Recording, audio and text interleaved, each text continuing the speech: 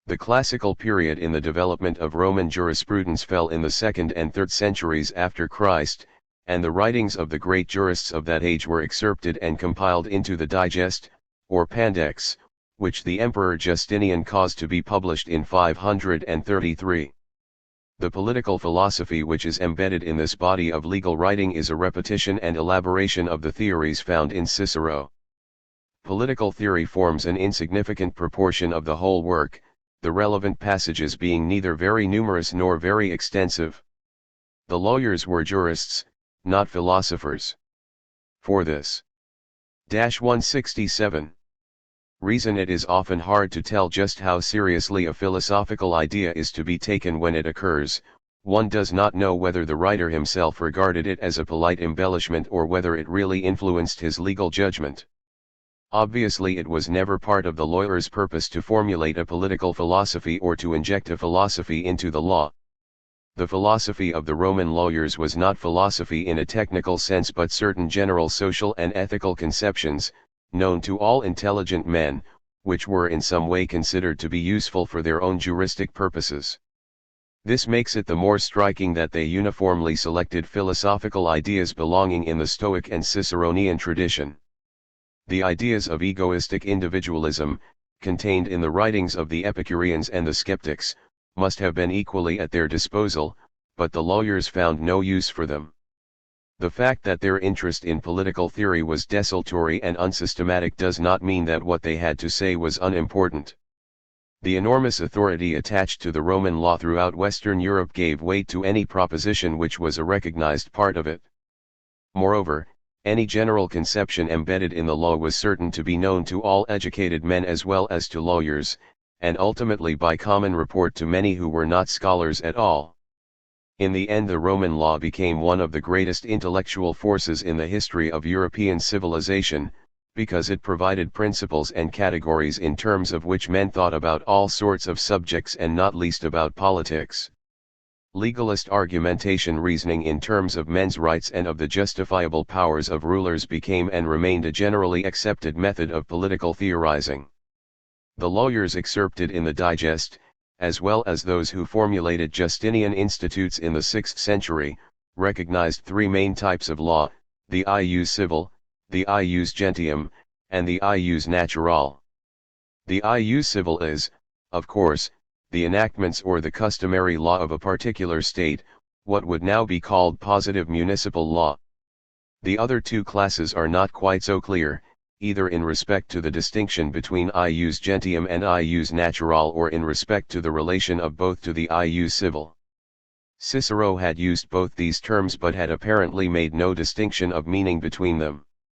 In origin, as was said in 168.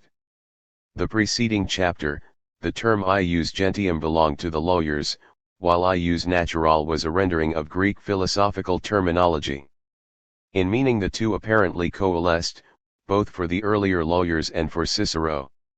They signified indifferently principles that were generally recognized and therefore common to the law of different peoples, and also principles that were inherently reasonable and right without reference to their occurrence in any system of law. The distinction was easy to overlook because common consent was taken as a test of validity. It seemed a fair presumption that what many peoples have arrived at independently is more likely to be right than what is peculiar to any single people. As time went on, the lawyers apparently saw a reason for distinguishing ius gentium from ius natural. Gaius, writing in the 2nd century, continued to use the term synonymously, but Ulpian and later writers in the 3rd century made a distinction, as did also the lawyers who prepared the institutes in the 6th. The distinction added precision to legal definition, but it perhaps signified also a more penetrating ethical criticism of the law. Even what is generally practiced may still be unjust and unreasonable. The main point upon which ius gentium and ius natural are distinguished is slavery. By nature all men are born free and equal, but slavery is permitted according to the ius gentium 7. It is hard to tell just what this natural liberty meant to the lawyers who asserted its reality so flatly, but in view of the efforts made, not without success, to throw legal safeguards about slaves and other oppressed classes,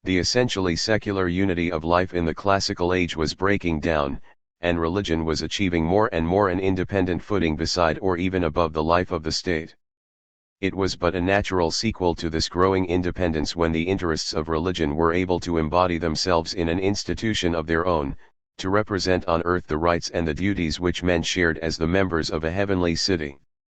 Such an institution, already taking form in the Christian Church, must by the very logic of its existence lay hold upon men's loyalty by a claim which it could not permit the state to adjudicate. Seneca's interpretation of the two commonwealths was only one of several surprising parallels between his thought and that of the Christians, parallels which produced in antiquity a body of forged letters supposed to have passed between him and St. Paul. Underscore underscore underscore underscore underscore underscore underscore underscore underscore underscore underscore underscore underscore underscore underscore underscore underscore underscore underscore underscore dash 176. Two other related aspects of Seneca's thought were closely connected with the prevailingly religious tone of his philosophy. On the one hand, he was intensely conscious of the inherent sinfulness of human nature, and on the other his ethics showed the tendency toward humanitarianism which became continually more marked in later Stoicism. Despite the fact that Seneca repeats the Stoic commonplaces about the self-sufficiency of the wise man, the moral pride and harshness of earlier Stoicism have greatly receded.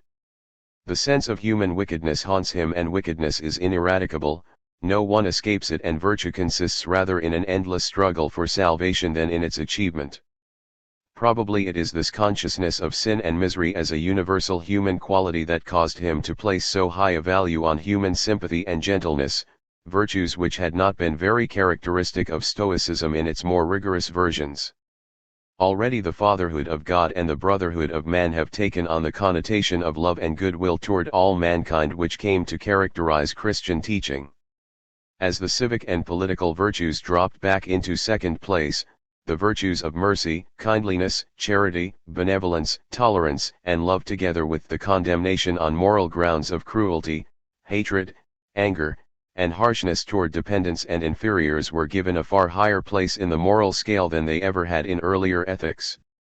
The effects of this humanitarianism were apparent in the classical Roman law, especially in placing safeguards about the property and the persons of women and dependent children, in protecting slaves, in a more humane treatment of criminals, and in a common policy of protecting the helpless. It is a curious fact that a strong feeling for the humanitarian virtues should have first appeared as the accompaniment of a growing sense of moral corruption, both being definitely departures from the ethical sentiments of the earlier period of antiquity. Probably both were aspects of a more contemplative attitude toward life, which now replaced the older belief that the supreme virtue was the service of the state. Seneca's departure from the ancient belief that the state is the highest agency of moral perfection was strikingly marked by his glowing account of the Golden Age which, as he conceived, preceded the sophisticated age of civilization. In his 90th-177 letter he described this idyllic state of nature with something approaching the rhetorical enthusiasm which Rousseau expended upon the same subject in the 18th century. In the Golden Age, as he believed, men were still happy and innocent, they loved a simple life without the superfluities and luxuries of civilization. They were not, indeed, either wise or morally perfect, for their goodness resulted rather from the innocence of ignorance than from practiced virtue. In particular, in the state of nature as Seneca pictured it, men had not yet acquired that great agency of greed, the institution of private property. In fact, it was the growth of avarice which destroyed the condition of primitive purity. Moreover, so long as men remained pure, they had no need for government or law, they obeyed voluntarily the wisest and best men, who sought no advantage of their own in ruling over their fellows. But when men were smitten with the desire to make things their own, they became self-seeking and rulers became tyrants. The advance of the arts brought luxury and corruption. It was this train of consequences that made law and coercion necessary in order that the vices and corruptions of human nature might be curbed. In short, government is the necessary remedy for wickedness. The glorification of an idyllic state of nature, already suggested in certain passages of Plato's Laws and now elaborated by Seneca, has played a not inconsiderable role in utopian political theory. Whether thrown back into the past, as by Seneca and Rousseau, or projected into the future, as by the utopian socialists, it has usually had the same purpose: to bring into high relief the vices and corruptions of mankind and to indict the political or the economic abuses of an age. In the case of Seneca, the Golden Age was another expression of his haunting sense of decay in the Roman society of Nero's reign. For reasons that are not hard to understand, his view that private property did not exist in a state of nature would hardly be shared by lawyers, who apparently regarded ownership as strictly in accord with natural law. The closest analog in the case of the lawyers was perhaps slavery, which, as was said in the preceding chapter, was sometimes regarded as belonging to ius gentium but not to us natural.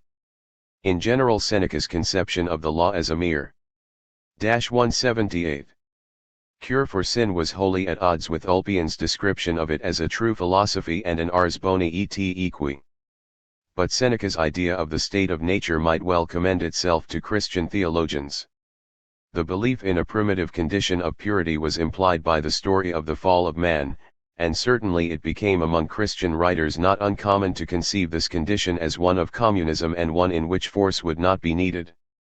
Such a view would be almost necessary after it became settled doctrine that poverty was morally superior to riches and monasticism to a secular life. It is important to note, however, that this doctrine, whether in Seneca or in Christian writers, was in no sense a subversive attack upon property or upon law and government. What is implied is merely that these institutions represent an ethical second best. In a perfect society, or with a purified human nature, they would not be necessary. But the wickedness of mankind being what it is, private property may well be a useful institution, and law supported by force may well be quite indispensable. It is easy to hold at once that government arises solely from human wickedness and yet that it is the divinely appointed means for ruling mankind in its fallen state and so has an infeasible claim upon the obedience of all good men. This in fact became common Christian belief. At the same time, Seneca's representation of government as a more or less makeshift remedy for human evil was the index of an enormous shift in moral opinion, not only from the estimate set upon political institutions by the Greek philosophers but even from that supported only a short time before by Cicero. It would be hard to exaggerate the discrepancy between Seneca's view and the ancient conception expressed in Aristotle's belief that the city-state is the necessary condition of a civilized life and the only means for bringing human faculties to their highest form of development. The change implied by Seneca's position on the function of the state is precisely comparable to that implied by Cicero's position on human equality.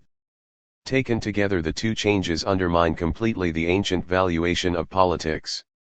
In place of the supreme value of citizenship there is a common equality shared by all sorts and conditions of men, and in place 179 of the state as a positive agency of human perfection there is a coercive power that struggles ineffectually to make an earthly life tolerable. Though this revolutionary change in the scale of values is as yet only suggested, its implications were destined to be explored and to become more and more firmly embedded in the political philosophy of the Christian Fathers. Christian obedience. The rise of the Christian Church, as a distinct institution entitled to govern the spiritual concerns of mankind in independence of the state, may not unreasonably be described as the most revolutionary event in the history of Western Europe, in respect both to politics and to political philosophy. It by no means follows, however, that the political conceptions of the early Christians were in any way distinctive of them or specifically different from those of other men. The interests that went to the making of Christians were religious, and Christianity was a doctrine of salvation, not a philosophy or a political theory. The ideas of Christians upon the latter subjects were not very different from those of pagans. Thus Christians no less than Stoics could believe in the law of nature, the providential government of the world, the obligation of law and government to do substantial justice, and the equality of all men in the sight of God. Such ideas were widespread before Christianity appeared, and numerous familiar passages in the New Testament show that they were incorporated at once in Christian writings.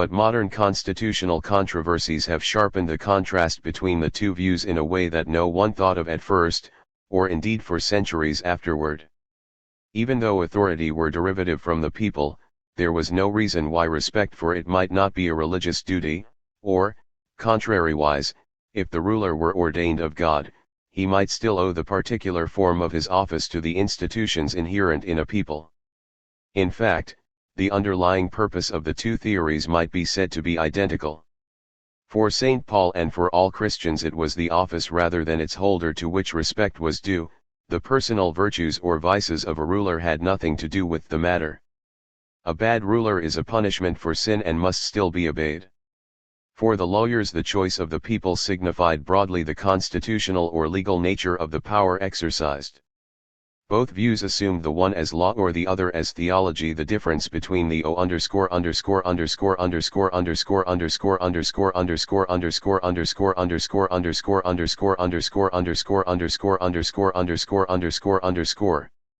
-182 authority inherent in an institution and the merely arbitrary power that an individual might possess.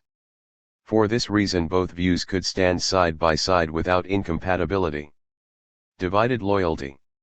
Respect for lawful authority, then, was a duty which no Christian denied. Yet it was a fact of the utmost importance that the Christian was inevitably bound to a twofold duty such as had been quite unknown to the ethics of pagan antiquity. He must not only render unto Caesar the things that are Caesar's but also to God the things that are God's, and if the two came into conflict, there could be no doubt that he must obey God rather than man. The possibility of such a conflict was implicit in any view, such for example as Seneca's, which put civic duties into second place, but there is no evidence that Seneca was aware of the possibility. The Christian, who was a member of a persecuted minority, could hardly avoid being aware of it, nor can it be denied that a conscientious emperor like Marcus Aurelius, in whose reign persecution flourished, was right in his conviction, firm if somewhat vague, that Christianity contained an idea incompatible with the Roman virtue of unlimited obligation to the state. The Christian, who believed that his religion was a truth revealed by God to guide him into a salvation far higher than any destiny that this world afforded, could not but believe that that religion imposed duties from which no emperor could absolve him and in the light of which the admitted duty of civic obedience must be weighed and judged. The principle was in one sense old that every man is a citizen of two states, but the application was new, since for the Christian the greater state was not merely the human family but a spiritual realm, a true kingdom of God, in which man was the heir to eternal life and to a destiny immeasurably transcending the life which any earthly kingdom could offer him. It is true that Christianity was not unique in posing a problem of this sort. The properties of Christianity as a spiritual religion were shared more or less by other religions which existed in the Roman world. The older native cults of Greece and Rome, though sedulously fostered for political purposes, had substantially yielded, before the end of the 2nd century, to a variety of religions of Oriental origin of which Christianity was only 183. 1. All these religions were similar in offering salvation and eternal life to a sin-stricken and world-weary generation, and in supporting a class of professionally trained priests skilled in the art of offering spiritual consolation. In the heavy atmosphere of a period of oppression and powerlessness, the despondent souls of men aspired with ineffable ardor to the radiant spaces of heaven. 11. This was a prevailing social characteristic of the age, upon which the spread of Christianity and the other Oriental religions depended. With the rising tide of religious and other worldly interest, and with the rise to independence of religious institutions, a break with the old tradition which made religion an adjunct of the state was inevitable. Christianity, the Church beside the state, represented the final breakdown of the old imperial idea and the starting point of a radically new development. The world empire had always been impossible without religious support. A congeries of peoples and tribes and cities, lacking any such strong tie as the modern sentiment of nationality, could find no other practicable bond of union except a common religion. From the beginning Alexander and his successors had been obliged to copy the practice of the East in this respect, and Rome was forced to embark upon the same course.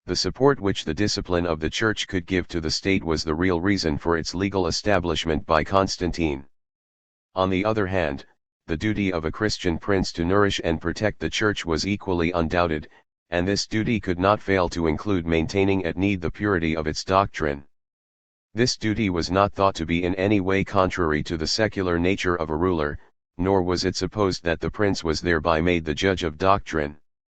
The Christian position implied two classes of duties, spiritual and secular, which might on occasion come into apparent opposition but which could not be ultimately irreconcilable, and similarly it implied two institutional organizations which remained distinct, though each needed, and in all normal cases received, the support and aid of the other. The possibilities of conflict and ambiguity in such a conception are apparent. Indeed, it is hard to imagine any really Christian form of society in which difficulties of this sort might not arise, since they reflect a complication in the moral life itself. Nothing is easier, therefore, than to show that Church and State were not really independent, since in the period of its establishment the 186 Church must depend largely upon the emperor's support, while at a later date its greater power might threaten the autonomy of secular authority. The difficulties of the problem may be illustrated by the inconsistencies of a thinker like St. Augustine with respect to religious toleration. In principle, the acceptance of Christianity could not depend merely on force without a gross invasion of spiritual freedom, and yet the Christian statesman, believing as he sincerely did that heresy was a deadly sin, could not contemplate its spread unopposed by those who were responsible for the earthly as well as the eternal welfare of their subjects. Thus in his earlier life Augustine opposed the use of force against the Manichaeans, while later he argued in his controversy with the Donatists that, for the good of his own soul, the heretic must be compelled to receive instruction. Similarly, it was plain historical fact that the influence of Constantine was decisive in bringing about the defeat of the Arians at the Council of Nicaea, but obviously no Christian, without stultifying his faith, could believe that the orthodox doctrine of the Trinity had been settled by an imperial edict. The problem involved an elaborate delimitation of jurisdictions, and even to the end of the Middle Ages jurisdictional disputes might arise, though for normal circumstances the lines were drawn with sufficient clearness. In the beginning the primary need was to emphasize the autonomy of the Church in spiritual matters.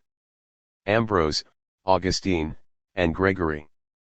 The views of churchmen in respect to these questions, and also the lack of sharp discrimination in the concepts employed, may be illustrated by reference to three great thinkers of the 2 centuries following the legal establishment of the Church: Saint Ambrose of Milan in the second half of the 4th century, Saint Augustine in the beginning of the 5th, and Saint Gregory in the second half of the 6th. None of these men was concerned to work out a systematic philosophy of the Church and its relation to the state. They belonged rather to the formative period of Christian thought and dealt with questions that were immediately pressing. But they all expressed views which formed an essential part of Christian conviction and which became an integral part of Christian thought upon the relations of the two institutions. 187. Saint Ambrose was especially notable for his strong statement of the autonomy of the Church in spiritual matters. There is no reason to think that in this respect he differed from other Christians of his time, but his outspoken statement of the principle and his courageous adherence to it in the face of opposition made him an authority to whom Christian writers returned in all later controversies where the point arose. Thus he clearly asserted that in spiritual matters the Church has jurisdiction over all Christians, the emperor included, for the emperor, like every other Christian, is a son of the Church. He is within the Church, not above it. 12. He stated boldly in a letter to the Emperor Valentinian that in matters of faith bishops are wont to judge of Christian emperors, not emperors of bishops. He questioned in no way the duty of obedience to civil authority, but he affirmed that it was not only the right but the duty of a priest to reprove secular rulers in a matter of morals, a precept which he not only taught but practiced. On one famous occasion he refused to celebrate the Eucharist in the presence of the Emperor Theodosius because of his guilt in causing a massacre at Thessalonica, and on another he withheld it until the emperor had withdrawn an order which Ambrose regarded as injurious to the privileges of a bishop. In yet another case, he steadfastly refused to surrender a church for the use of Arians upon order of the Emperor Valentinian. The palaces belonged to the emperor, the churches to the bishop. He admitted the authority of the emperor over secular property, including the lands of the church, but church buildings themselves, as being directly dedicated to a spiritual use, he denied the right of the emperor to touch. At the same time, however, he definitely repudiated any right to resist with force the execution of the emperor's orders. He will argue and implore, but he will not incite the people to rebel. According to Ambrose, therefore, the secular ruler is subject to the church's instruction in spiritual matters, and his authority over some ecclesiastical property, at least, is limited, but the church's right is to be maintained by spiritual means rather than by resistance. The precise limits between the two kinds of property were left vague. The most important Christian thinker of the age now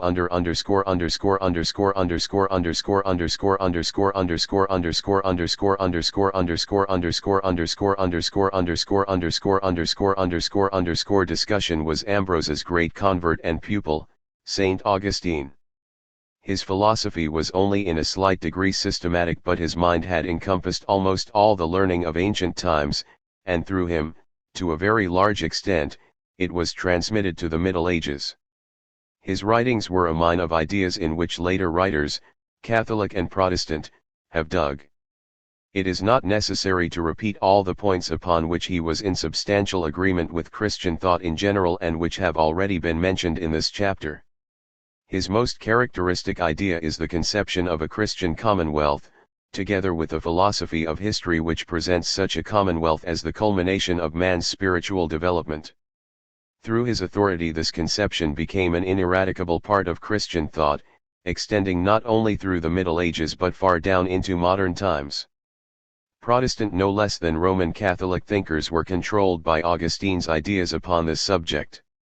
His great book, The City of God, was written to defend Christianity against the pagan charge that it was responsible for the decline of Roman power, and particularly for having caused the sack of the city by Alaric in 410. Incidentally, however, he developed nearly all his philosophical ideas, including his theory of the significance and goal of human history, by which he sought to place the history of Rome in its proper perspective.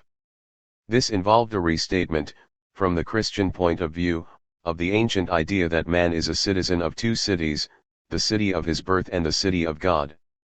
The religious meaning of this distinction, already suggested by Seneca and Marcus Aurelius, became explicit in Augustine. Man's nature is twofold: he is spirit and body, and therefore at once a citizen of this world and of the heavenly city. The fundamental fact of human life is the division of human interests, the worldly interests that center about the body and the otherworldly interests that belong specifically to the soul. As has already been said, this distinction lay at the foundation of all Christian thought on ethics and politics. Saint Augustine, however, made the distinction a key to the understanding of human history, which is and always must be dominated by the contest of two societies. On the one side stands the earthly city, the society that is founded on the earthly, appetitive, and possessive impulses of the lower human nature. On the other, 189, stands the city of God, the society that is founded in the hope of heavenly peace and spiritual salvation. The first is the kingdom of Satan, beginning its history from the disobedience of the angels and embodying itself especially in the pagan empires of Assyria and Rome. The other is the kingdom of Christ, which embodied itself first in the Hebrew nation and later in the Church and the Christianized empire. History is the dramatic story of the struggle between these two societies and of the ultimate mastery which must fall to the city of God. Only in the heavenly city is peace possible, only the spiritual kingdom is permanent. This then is Augustine's interpretation of the fall of Rome: all merely earthly kingdoms must pass away, for earthly power is naturally mutable and unstable. It is built upon those aspects of human nature which necessarily issue in war and the greed of domination. A certain caution is needed, however, in interpreting this theory and especially in applying it to historical fact. It was not Augustine's meaning that either the earthly city or the city of God could be identified precisely with existing human institutions. The Church as a visible human organization was not for him the same as the kingdom of God, and still less was secular government identical with the powers of evil. An ecclesiastical statesman who had depended on the imperial power for the suppression of heresy was not likely to attack government as representing the kingdom of the devil. Like all Christians, Augustine believed that the powers that be are ordained of God, though he also believed that the use of force in government was made necessary by sin and was the divinely appointed remedy for sin. Accordingly, he did not think of the two cities as visibly separate. The earthly city was the kingdom of the devil and of all wicked men, the heavenly city was the communion of the redeemed in this world and in the next. Throughout all earthly life the two societies are mingled, only to be separated at the last judgment. At the same time, Augustine did think of the kingdom of evil as at least represented by the pagan empires, though not exactly identified with them. He also thought of the Church as representing the city of God, even though the latter cannot be identified with the ecclesiastical organization. One of the most influential phases of his thought was the reality and force which he attached to the conception of the Church as an organized institution.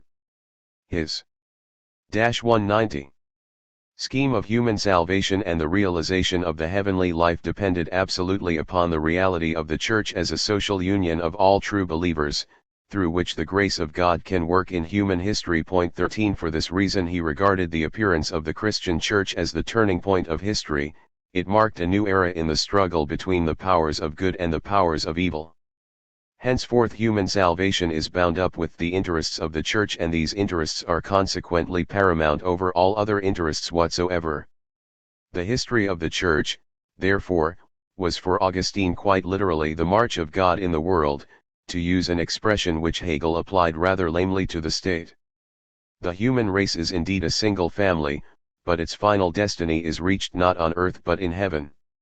And human life is the theater of a cosmic struggle between the goodness of God and the evil of rebellious spirits.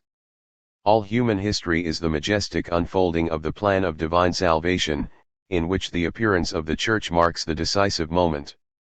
Henceforth the unity of the race means the unity of the Christian faith under the leadership of the Church. It would be easy to infer from this that the state must logically become merely the secular arm of the Church, but the inference is not necessary, and the circumstances were such that Augustine could not possibly have drawn it. His theory of the relation between secular and ecclesiastical rulers was no more precise than that of other writers of his time, and consequently, in the later controversies on the subject, his authority could be invoked by either side. But what he put beyond question for many centuries was the conception that, under the new dispensation, the state must be a Christian state, serving a community which is one by virtue of a common Christian faith, ministering to a life in which spiritual interests admittedly stand above all other interests, and contributing to human salvation by preserving the purity of the faith. As James Bryce said, the theory of the Holy Roman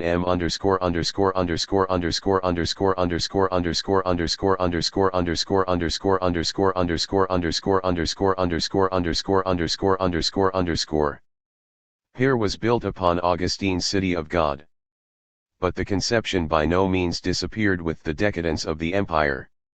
No idea was harder for a 17th-century thinker to grasp than the notion that the state might stand entirely aside from all questions of religious belief. Even in the 19th century, Gladstone could still argue that the state had a conscience that enabled it to distinguish between religious truth and falsity. The necessity that a true commonwealth must be Christian is put by Augustine in the strongest possible way. He took exception to the views of Cicero and other pre-Christian writers, that it is the business of a true commonwealth to realize justice, precisely on the ground that no pagan empire could possibly do this.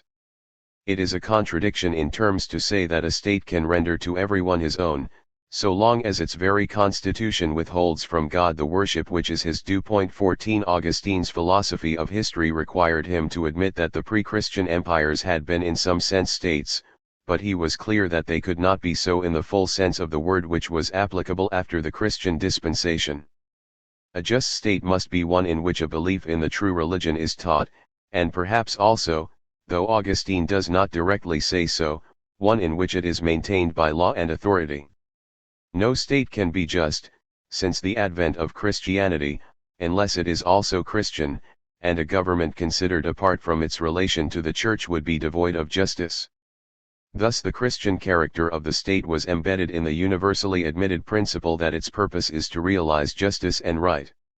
In some fashion or other the state is bound to be also a church, since the ultimate form of social organization was religious, though what form the union should take might still be a subject of controversy. The account so far given of the political ideas of St. Ambrose and St. Augustine stresses the autonomy of the Church in spiritual matters and the conception of government as shared between two orders, the regal and the clerical. This position implied not only the independence of the Church but equally that of secular gov ________________________ Ernment, so long as the latter acts within its own proper jurisdiction. The duty of civic obedience, of subjection to the powers that be, which St. Paul had expressed so vigorously in the 13th chapter of Romans, was in no way superseded by the growing power of the Church. It is an interesting fact, which illustrates the absence of any intention on the part of churchmen in this age to encroach upon the prerogatives of civil government, that the strongest claims made by any of the fathers for the sanctity of secular rulers occur in the writings of the great and powerful Pope who has been called the father of the medieval papacy. The astonishing success with which Saint Gregory secured the defense of Italy against the Lombards, and also his influence in behalf of justice and good government throughout Western Europe and North Africa, greatly enhanced the prestige of the Roman See, while the feebleness of the secular power practically forced him to assume the duties of a political ruler. Yet Gregory is the only one of the fathers who speaks of the sanctity of political rule in language that suggests a duty of passive obedience. It seems to be Gregory's view that a wicked ruler is entitled not only to obedience, which would probably have been conceded by any Christian writer, but even to silent and passive obedience, an opinion not stated with equal force by any other father of the Church. Thus in his Pastoral Rule, which discusses the kind of admonition that bishops should give to their flocks, he asserted most emphatically not only that subjects must obey but also that they must not judge or criticize the lives of their rulers. For indeed the acts of rulers are not to be smitten with the sword of the mouth, even though they are rightly judged to be blameworthy. But if ever, even in the least, the tongue slips into censure of them, the heart must needs be bowed down by the affliction of penitence, to the end that it may return to itself, and, when it has offended against the power set over it, may dread the judgment of him by whom the power was set over it. 15. This conception of the sanctity of government was not unnatural in an age when anarchy had become a greater danger than the control of the Church by the emperors.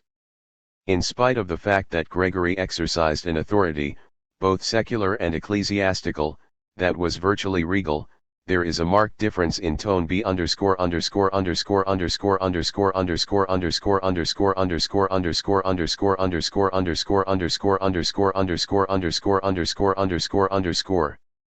Between his letters to the emperors and the bold reproofs and protests that came from the pen of St. Ambrose. 16 Gregory protests indeed against acts that he considers uncanonical, but he does not refuse to obey.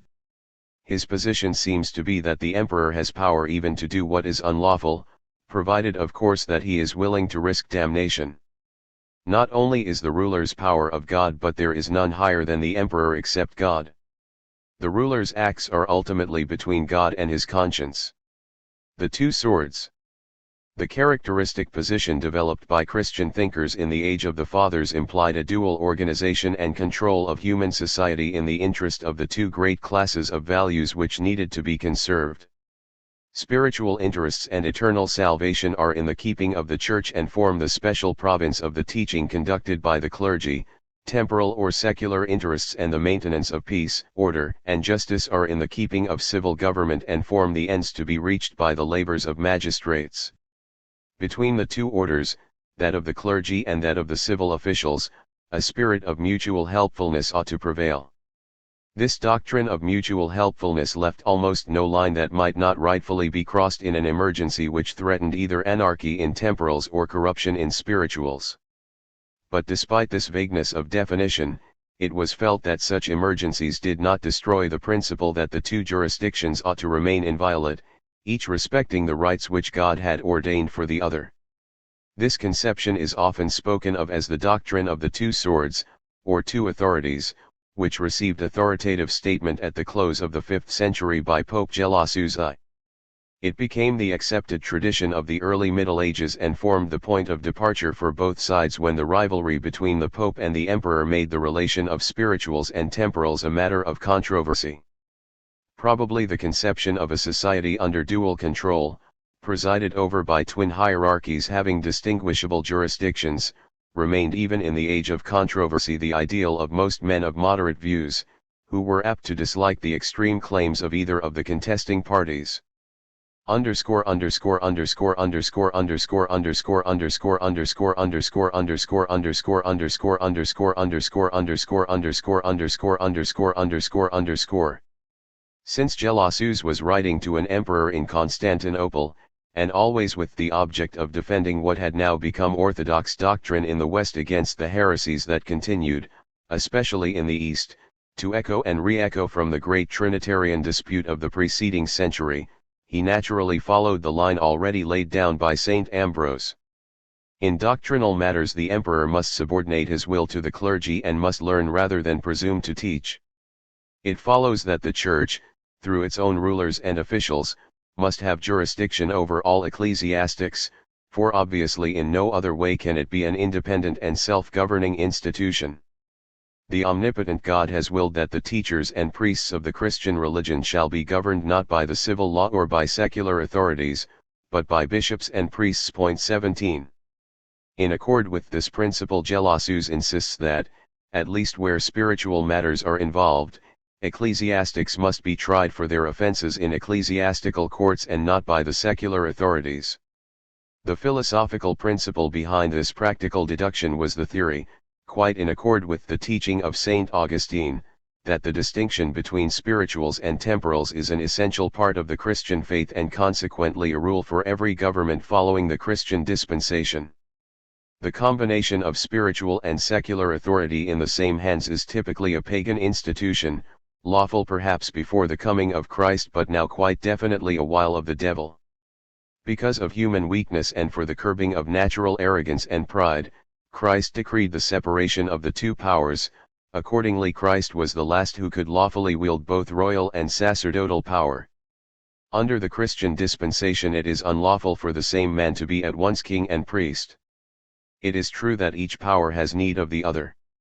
Christian emperors need bishops for the sake of eternal life, and bishops make use of imperial regulations to order the course of temporal affairs. 18. But the responsibility of the priest is heavier than that of the secular ruler, for he is answerable on the day of judgment for the souls of all Christians, not excepting those of rulers themselves. In no case is it right for either power to exercise the authority which is proper to the other. The conception of a universal Christian society which was transmitted from the fathers of the Church to the Middle Ages, therefore, differed fundamentally from the ancient idea of a worldwide community and also from the ideas of church and state that came to prevail in modern times. It differed from the latter because the Church, as the fathers understood it, was not a distinct group of persons joined together by a voluntary acceptance of Christian doctrine. In their conception the Church was as universal as the empire, for both included all men.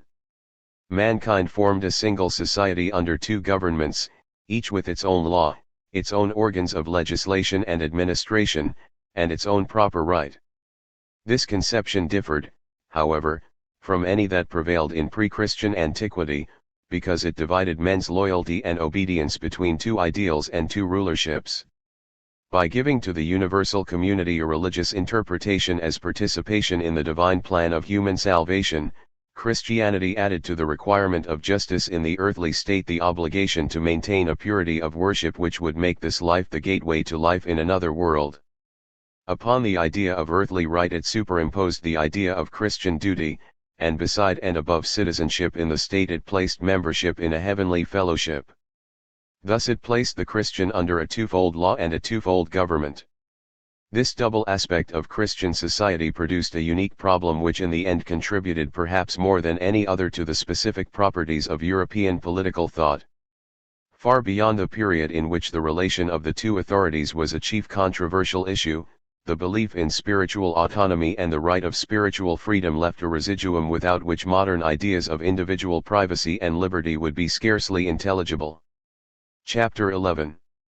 The Folk and its Law.